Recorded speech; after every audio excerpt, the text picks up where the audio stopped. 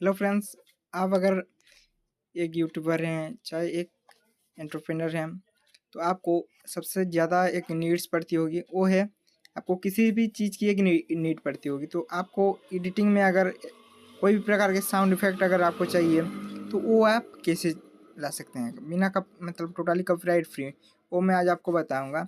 तो डायरेक्टली आप चले जाना है क्रोम ब्राउज़र पे। ओके, तो क्रोम ब्राउज़र पे सर्च कर लेना है alright present sound effect. Okay, then वहाँ पे आ जाएगा, आप डेस्कटॉप मोड ऑन करके ले लेना।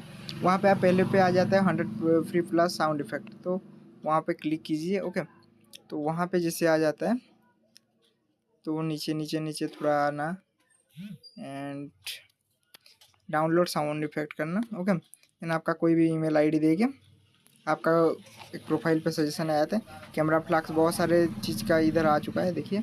Okay, then